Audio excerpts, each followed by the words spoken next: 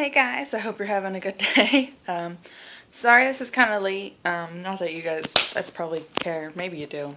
But I haven't been feeling all that well in school, but I've actually finished like a project and got done early, so I had time to do it today. Anyways, so I'm going to talk about the fourth. Yeah, the fourth. Or is it the third now? No, the third. It's the third. Lots gone happened. I feel like we're already on the fourth one. Sorry.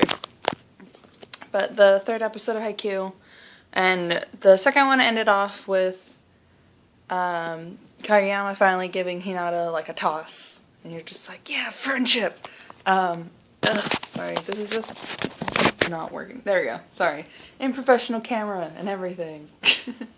But yeah, and so. Well, I guess that's technically not what they ended on, but that's like the big character development thing they ended on. They ended on them going ahead and getting ready to start the match between the captain and the friend. Well, technically you don't know it's the captain yet, but with the two new freshmen and Hinata and Kageyama on the other side with Tanaka. Well, you find out that Daichi, the captain, is going to play with the two new freshmen, and they're just like, oh no, captain, but his thing is receives, so he's like, I'm not going to say that he's not important, because he is, and he actually has a major role, but he's like, he was saying that he's like not all-powerful kind of a thing that you usually think a captain would be, I guess. Anyways, he was going to play with them, which would make sense, too, because the only other option, well, they have other players that they don't even have names yet, but there are other players, the only main character option would be Suga, who you don't really want to see play for them. Plus, well, actually, that'd be kind of interesting to see the two, Kageyama and Suga, fight against each other, the two setters, but and so there's not like a lot of content to this episode. So this one's also not going to be like 20, I don't think it was 20, but like 12 minutes long, like episode 1 was, I think. They do start the match, and they start out with, Suki just going, like, and just talking about them, like, loudly, and his friend's just like, no, what are you doing? They can hear you. He's like, that's the point, kid. That's the point. And he's just kind of being a dick, or a jerk about it, whatever, and just being kind of mean to both Hinata and mostly Kageyama, and he is a thing, and he even mentioned in the last episode that, you know, people who have, like, talent like that, or who are too enthusiastic about this kind of thing, or too intense about it or something, like, irritate me, and there's a thing about it that you'll get to at some point, but still doesn't excuse the fact that he's such a jerk, even though he's one of my favorite characters. So horrible. Although my favorite will always be Hinata, just because he's an, like, ball of energy. Like, shake the camera while I do it, like I do every episode. Anyway, sorry, back on track. So they start the match, with Tanaka. It's, oh my god, Daichi's like Papa. And they're more later, too, with, another character that kind of does, like, Tanaka's, like, exuberance. But Tanaka just keeps getting angry because of how Suki is acting and, like, his attitude. And every time he gets, like, mad and wants to, like, interfere between, like, the little fight Suki and Kageyama has, Daishi's just like, Tanaka, no, stop, you know, trying to calm him down and, like, let them fight it out. Which is, like, nice because it's their thing, but at the same time, I think it'd be nice for Kageyama to know he has, like, support or something? I don't know. Either way, I think, like, no, last episode had some content. Well, like last episode, this one has more character development for Kageyama, and mainly just him. You know, it has like an inch. But it's mostly about the fact that with his old team, he you know, was like faster. You know, why aren't you there? Kind of a thing. He was getting mad at them because he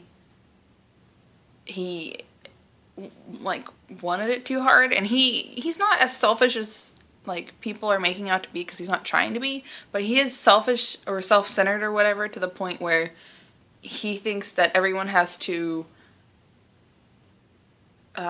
change themselves around him when with his position. Not that it's all dependent on other like him too, but with the way his position with the setter, you know, you're setting up a throw. It's more that he's supposed to set that up for the spiker rather than the spiker, you know, match up with him. That's what it's supposed to be, but he was expecting the other way. And since he kept doing that and getting mad at his other teammates who weren't doing that, eventually, like, it led for, like, a rift between them to the point where his team, like, didn't even trust him at all and weren't gonna, like, listen to him at all. And his coach was like, you know, Kageyama, you need to sit on the bench.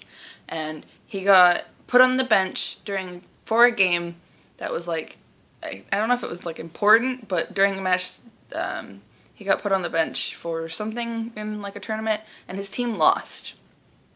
And I guess he was sort of thinking that maybe if I was on there and if my team trusted me more, we could have won and blah, blah, blah, blah. But the main impact was the fact that no one was there. No one trusts him, no one, you know, he can't trust anyone kind of a thing, and no one's, like, willing to try as hard as he can. Well, now you've got Hinata, or they've got Hinata, not you. I'd be jealous if you had Hinata. No, I'm kidding. Although it would. But he has Hinata now who, while still, Suga mentioned, still can't, like, match up to his expectations because he's not as experienced.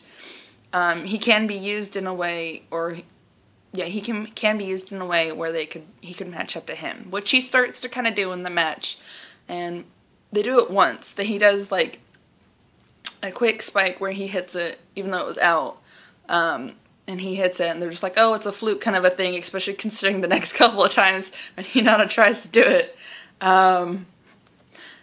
he like misses a whole bunch, and it just doesn't go well.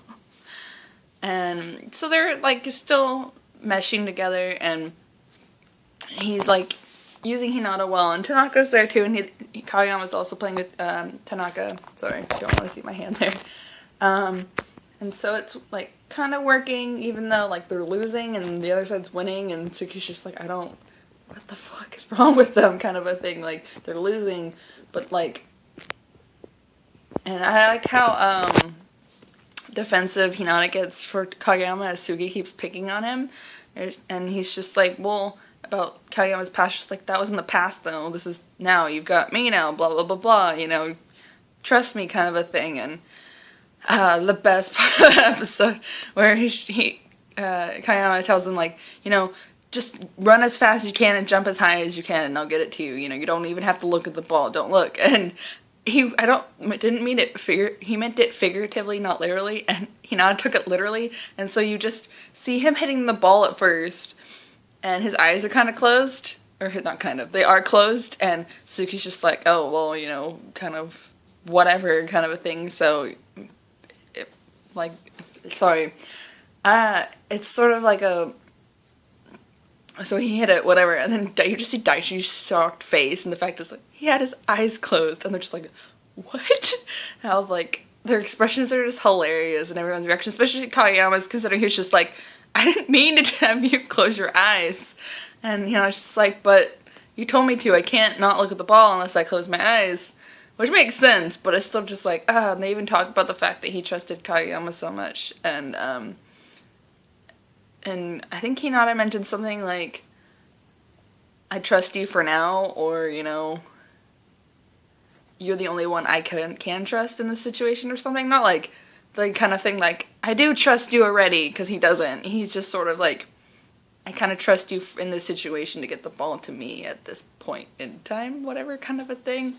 So that was that kind of thing. So yay, character development, and Kageyama's learning that he has to, like, change his speed and stuff to the players, and Hinata's actually getting experience and being able to spike the ball. And I think they mentioned a little bit a role that Hinata's just gonna kind of fill in, and that's gonna be his role, even though he doesn't really want it, which is a decoy, because as now they're expecting kind of some spikes from Hinata, Tanaka's more open. And I don't think it's a spoiler, but I'll write it later as well. But his main role, and at least so far, is a decoy to kind of sometimes get the spikes, but mostly leave other spikers open to hit the ball. I'm trying to think of where it ended, and I think that's pretty much near where it ended, where they started doing that and working together, and the fact that, it's just like, I touched the ball kind of a thing, and they're just like, they can use each other and they could fight together kind of a thing. I think that's where it ended. And, sorry, I was looking at the time. Close up of my face. You don't want to see it. No, sorry. That was scary. But yeah, that's where it ended. So more Kageyama and Hinata development, some skills, and just a whole development as a team, because you see some about what Suki can do. You see that Yama can't really, Suki's friend can't really do much at the moment, and he doesn't for a while. But it's good, and I'm excited for the next episode because you finally get to see the advisor, the teacher, who's gonna play a big part. Even though he doesn't really know a lot about volleyball, he's gonna help, and I don't know who else. I think they're gonna finish this match, do more teen stuff, get the teacher, and probably just practice, because I'm pretty sure none of the new characters are gonna come in, and the coach isn't gonna probably come in until the 5th episode, probably. You'll probably see him, though, however. He owns a supermarket, or a shop that sells food sometimes. I don't know, either way. You'll probably see him, I think.